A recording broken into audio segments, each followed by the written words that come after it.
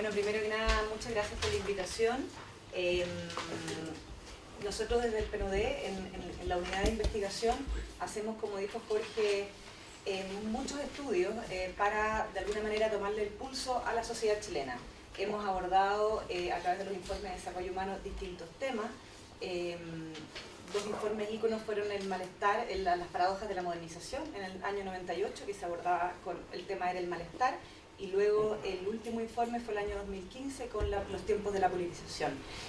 Lo que yo voy a aportar es algo que hicimos en el equipo de investigación del PNUD, que es como la reflexión que hemos hecho a partir de lo que sucedió el 18 de octubre, en el fondo cómo los distintos estudios, las distintas publicaciones nos aportan claves interpretativas que nos ayuden a entender el momento actual.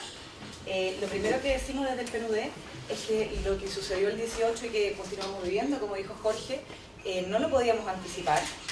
Yo creo que en eso hay que ser como bien precisas en el fondo, aun cuando pensamos que las claves estas de lectura, de análisis que les vamos a aportar son elementos que nos permiten armar un puzzle, pero nadie podía anticipar ni prever el estallido social, ni tampoco ni la intensidad, ni lo prolongado que ha sido, y tampoco tenemos muy claro el desenlace, ¿no? Porque hemos visto que se ha mantenido, algunos focos de violencia persisten, la respuesta también por parte de las autoridades en el tema de derechos humanos ha sido bien compleja.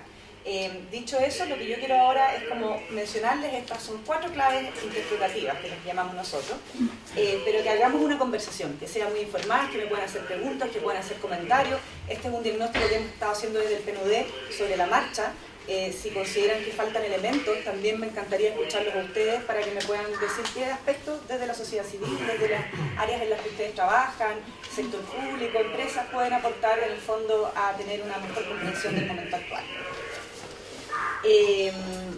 Bueno, un elemento central para nosotros, para explicar por qué estamos viviendo lo que estamos viviendo, es la desigualdad, que como sabemos no se reduce solo al tema socioeconómico, que si bien es muy importante, nosotros hablamos que hay múltiples facetas de la desigualdad y que Chile está afectado por múltiples desigualdades, no por una desigualdad.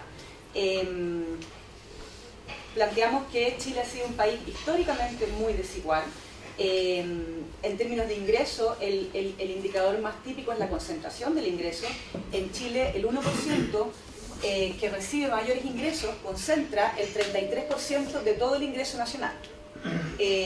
Pero también tenemos otros indicadores. Hay un indicador que construimos en el libro Desiguales, que es salarios bajos. Un salario bajo, de acuerdo a esta publicación, es un salario que no permite a una familia de tamaño promedio, 4 personas aproximadamente, mantener a la familia por sobre la línea de la pobreza. Es más o menos 350.000 pesos. Bueno, en Chile, al año 2017, un 42% de los trabajadores y trabajadoras recibía salarios bajos, casi la mitad, es bastante alto. Estas desigualdades socioeconómicas, además, sí, retiro. Estas desigualdades socioeconómicas interactúan además con variables de género, territoriales, étnicas. Por ejemplo, los salarios bajos son mayores o predominan en las personas que pertenecen a pueblos indígenas. Son mayores en las mujeres, en las distintas regiones del país, las mujeres reciben en mayor proporción que los hombres salarios bajos. Y también territorial. Hay algunas regiones y comunas donde más del 50% de sus trabajadores y trabajadoras recibe salarios bajos. Y ojo que el salario bajo está considerado como jornada de 30 horas o más, por lo tanto no es una jornada parcial, estamos hablando de una jornada a tiempo completo. Gracias.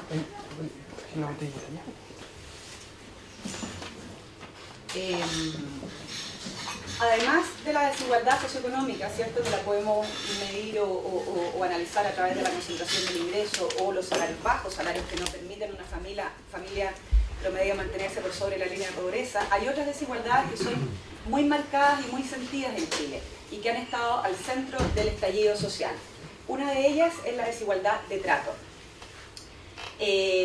Sentirse discriminado, sentirse menoscabado, sentir que ha sido tratado injustamente. En Chile, de acuerdo al libro Desiguales, el 41% de las personas reportaron en el último año haber sido víctimas de malos tratos. Y las principales razones por las que las personas consideraban que habían sido maltratadas era la clase social y ser mujer. Es decir, Chile es un país clasista y es un país machista. Pueden opinar, de verdad, para que sea más entretenido, porque si no es como que tiene 20 clases, no quiero que tenga 20 clases, quiero que sea un diálogo, ¿ya? Bueno, sí, como quieran, y si quieren interrumpir en la mitad también, perfecto. Yo quisiera hacer una acotación en relación a eso, es en relación a la realidad de la provincia. Acá no solamente tenemos un tema dentro de la ruralidad que pertenecemos.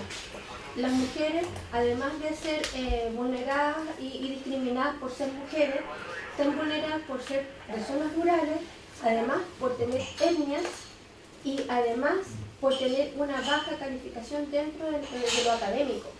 Porque no hay una instrucción formal y no hay acceso tampoco. Entonces, realmente aquí están 4 veces más vulneradas que en el resto de los otros sectores más urbanos.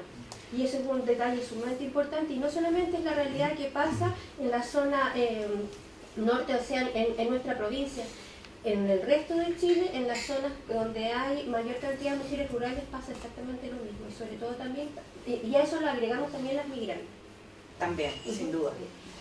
No, tú tienes razón, y lo que hemos visto es que los sectores como rurales y sobre todo agrícolas tienen mayor dificultades o concentran más los salarios bajos respecto de sectores mineros, por ejemplo, que son además sectores altamente masculinizados, por lo tanto las mujeres no están ahí. Otro aspecto en el que se expresa la desigualdad y que también ha estado al centro del debate público y al centro de la crisis que vivimos como país es el tema pensiones, que para nosotros es un indicador, más allá de la pensión misma, un indicador muy potente porque nos habla de cuánta confianza tenemos nosotros en el futuro. Lo que hemos visto es que para los sectores de menores ingresos, para las clases medias y bajas en el fondo, existe un temor muy importante de llegar a viejo, porque la vejez en Chile significa para un porcentaje importante de la población ser pobre, convertirse en pobre. Un 50% al año 2015, de acuerdo a nuestros indicadores, un 50% de los jubilados recibía una pensión menor al 70% del salario mínimo. Otro aspecto muy importante también son las desigualdades en salud. Las personas en Chile, y bueno, y esto puede parecer, o sea, todos lo sabemos, acceden a prestaciones muy distintas si van al sistema de salud pública o si van al sistema de salud privado. Fíjense que mientras el 73% de las personas de nivel socioeconómico alto tienen mucha o bastante confianza de recibir una atención de salud oportuna en caso de una enfermedad catastrófica o grave, ese porcentaje en los sectores de menores ingresos no llega al 20%. Es decir, la diferencia es abismante. En términos de la seguridad o inseguridad con que se enfrenta, o confianza de poder tener una salud de calidad y oportuna, si uno va al sistema de salud público o al sistema de salud privado. Y un tema ahí que vimos en el libro Desiguales, que está muy bien abordado, es el tema de la espera. La espera en el sistema de salud público, porque en el sistema de salud privado no hay que esperar, provoca mucha indignación y mucha frustración en la población. Eso en términos de las desigualdades, pero además estas desigualdades se dan en un contexto que es bien particular en Chile y que nosotros planteamos que Chile vive una crisis de la institucionalidad política. O sea, estas desigualdades no se dan en un país donde la institucionalidad política sea fuerte. Nosotros vivimos una crisis de representación. Por ejemplo, 3 de cada 4 personas no se identifican con los partidos políticos que están hoy en Chile, y de hecho hemos visto que en las manifestaciones que han habido en 40 días, ya llevamos 41, no hay banderas de partido, y cuando algún partido ha tratado como de liderar en el fondo el movimiento, el rechazo ha sido bastante masivo. Pero además la mitad de las personas no se identifica con el eje de izquierda o derecha. A esto se añade una gran desconfianza y extendida desconfianza hacia todas las instituciones centrales del sistema político, el Congreso, los tribunales de justicia, los partidos políticos. Existe además la percepción generalizada en la población de que los políticos no les interesan los problemas de la ciudadanía y no los escuchan. Entonces estamos hablando de que estas desigualdades se dan además en un contexto político complejo. Porque, por ejemplo, pensando en cómo salimos de la crisis, si no hay confianza en los partidos políticos, en los líderes que hemos elegido, se complejiza todo. Hay también una percepción de corrupción muy importante y que se ha extendido a instituciones que antes no habían sido percibidas como corruptas. Por ejemplo, Carabineros, Fuerzas Armadas. El tema de la confianza es súper importante. Fíjense que no hay ninguna institución de las consultadas, que incluye medios de comunicación, Fuerzas Armadas, empresas, gobierno, que tenga, excepto bomberos, esa es la excepción, que tenga, grandes actores ahora en esta crisis, que goce de la confianza de más de 1/3 de la población. O sea, son niveles de confianza muy, muy bajos. ¿Puede consultar entre medio o después? No, sí puedes consultar. Pueden consultar ahora y también al hacer la encuesta, ¿ustedes vieron si existe algún partido, sectores o tendencias que tiene mayor o menor, o regular, o igual, preocupación por los temas que usted está determinando, ya sea salud, pensiones, etcétera, todo lo que está dirigiendo? Y lo que pasa es que las encuestas nosotros no se las hacemos a militantes de partido, se las hacemos a la población general. Y lo que le preguntamos a la población es su percepción respecto de los partidos. Pero no entrevistamos a los partidos mismos. No, pero no al partido, sino que en la encuesta a la persona, que pueda decir, pucha, yo recibo mejor atención de una extrema izquierda, o centro medio, o aquí y allá. No preguntamos eso. No, tenemos otras preguntas que son cuánto valoran la democracia, y las personas que se sitúan, que son muy pocas, que son afines a algún partido político, que se identifican con algún partido político, lo que hemos visto es que son más prodemocráticos que otros que se sitúan más al eje de la derecha, que tienen mayores preferencias. Todos son democráticos, pero hay como un resabio, decimos, de autoritarismo que está tirado más hacia la derecha. Maya, ¿te podrías poner en sí, ese sector? Ahí te dominaríamos todos, ver tu espectacular presentación. Otro aspecto súper importante, y que lo documentamos mucho en los informes sobre desarrollo humano, es el malestar. El malestar con las desigualdades, el malestar con la crisis de la institucionalidad política, con la desconfianza. El malestar, nosotros planteamos, no es nuevo. De hecho, el segundo informe sobre desarrollo humano, el informe del 98 que les mencioné, habló ya de este malestar y planteaba que Chile era un país que, si bien había alcanzado, imagínense, antes del 2000, importantes logros económicos y de reducción de la pobreza, había un profundo malestar subjetivo. Y en esa época caracterizaron el informe de desarrollo humano, caracterizamos ese, que yo digo caracterizamos, pero yo en verdad todavía no soy tan vieja, no había llegado al PNUD. Mis colegas de antes son los que participaron en ese informe. Caracterizamos ese malestar como un malestar difuso y mudo. La gente tendía a vivirlo como de manera individual. La gente no percibía que el resto de sus vecinos, de la población en el fondo también estaba molesto, y se asociaba a los niveles de inseguridad humana. Inseguridad por el tema de pensiones, inseguridad por el tema de salud, inseguridad ciudadana, ser víctima también de un delito. Pero era un malestar que no generaba demasiado problema o no tensionaba demasiado al país, porque, como les digo, era un malestar que no se expresaba, era difuso y era mudo. Lo que vemos es que desde mediados del 2000 el malestar empieza a activarse con las movilizaciones de los estudiantes, y nosotros planteamos que el malestar cambia desde un malestar que genera poca atención al sistema político a un malestar que empieza a tensionarlo cada vez más. Nosotros planteamos que hay dos elementos que son importantes para entender este tránsito de un malestar difuso y mudo a un malestar activo. Y una es la colectivización del malestar. Las personas empiezan a darse cuenta, y a mí me parece que eso se ve muy claro ahora en esta crisis y en el estallido, empiezan a darse cuenta que los problemas no son solo propios, que son compartidos, que el de al lado también tiene inseguridad, que el de al lado también recibe pensiones que no le alcanzan, que también está asustado porque si padece una enfermedad grave no va a recibir atención oportuna. Eso es como sentirnos reconocidos en el malestar y decir, pucha, parece que no era solo yo, no era mi problema, éramos muchos. Es bien importante. Lo otro, empieza a producirse un proceso que nosotros llamamos de villanización. Y en el fondo, villanización, como de... Villano. Ajá, reconocer villanos, exacto. Cuando el malestar del 98 era un malestar donde las personas lo vivían de manera individual y no atribuían responsabilidades. Consideraban que era inevitable, era alguna de las consecuencias inevitables de los procesos de modernización y desarrollo económico. En el 2015, en el informe Los tiempos de la politización, lo que nosotros empezamos a ver es que las personas cada vez más atribuyen la responsabilidad de las desigualdades y del malestar a actores concretos. Estos actores son la élite económica, por una parte, y la élite política. Entonces las personas empiezan a considerar que sus problemas cotidianos no son problemas inevitables, producto del desarrollo económico, de los procesos de modernización, sino que son ocasionados por actores concretos que no escuchan ni quieren escuchar las demandas ciudadanas. Eso es bien importante. La villanización y la colectivización del malestar, nosotros consideramos que explica bastante por qué estamos donde estamos. Y lo otro es que cambiar... ¿Sí? Disculpa, pero también existe un fenómeno muy importante en esa época, que son que mayoritariamente se comenzaron a hacer las escuelas de dirigencia social.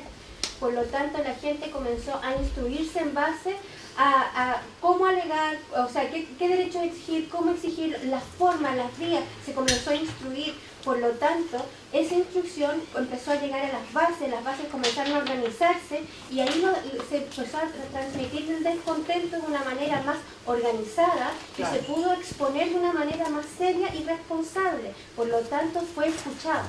No fue como de rumor de pasillo, sino que ahora ya era como una institución presentando una queja.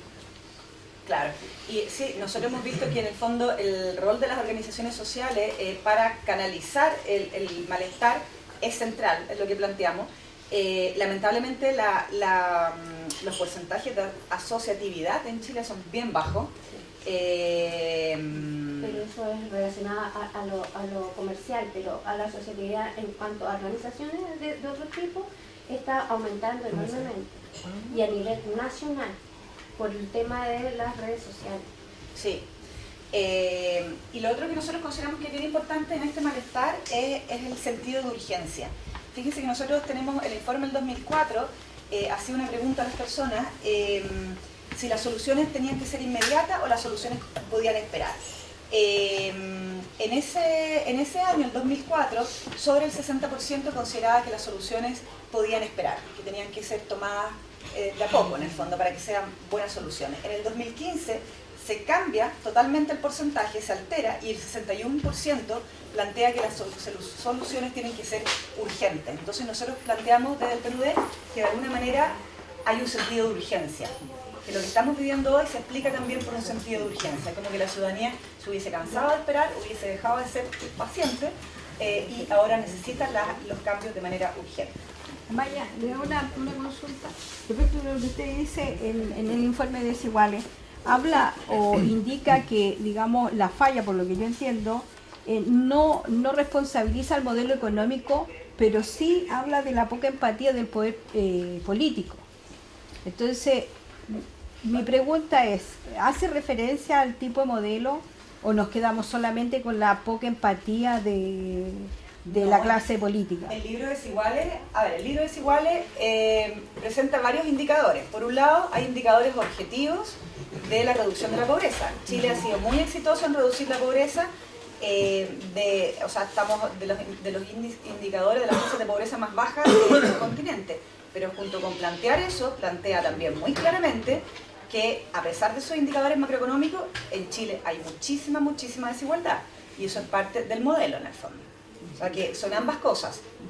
El modelo ha funcionado bien en términos macroeconómicos, en las cifras agregadas, pero hay una desigualdad que también es potente y que no ha sabido abordarla, reducirla, corregirla, y es en parte lo que explica que estamos acá.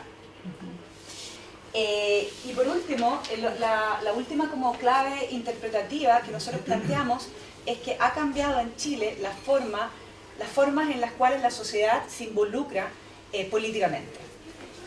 Lo que vemos, y yo creo que salta a la vista porque lo hemos visto todos en los medios, también ustedes como parte de las organizaciones de la sociedad civil, es que cada vez más personas participan en acciones políticas distintas. Y algo súper importante es que cada vez más se acepta normativamente, o se toleran tal vez, acciones políticas disruptivas, como tomas, huelgas, paralizaciones de caminos. Entonces hay una aceptación normativa mayor que no estaba antes. En el informe del 2015 nosotros veíamos que la población valoraba muy positivamente las demandas estudiantiles, pero estaba en contra de las acciones que los estudiantes desarrollaban para expresar sus demandas. Lo que vimos en la encuesta del 2018, estamos haciendo ahora un libro que se llama Auditoría de la Democracia, que queremos publicarlo muy pronto, es que esa valoración o esa tolerancia con las acciones disruptivas cambió. Hoy se toleran más las acciones disruptivas. Lamentablemente, este incremento en la participación en acciones políticas no se expresa en el voto. Lo que nosotros planteamos es que esta mayor participación va al margen de la institucionalidad política. O sea, no es a través de los partidos, no es a través del Congreso y no es a través de los canales institucionales para expresarlo, que es el voto o los procesos electorales. Y es algo complejo, y lo hemos visto. Por eso que no hay banderas en el estallido y aparecen múltiples demandas diferentes, no hay una única demanda.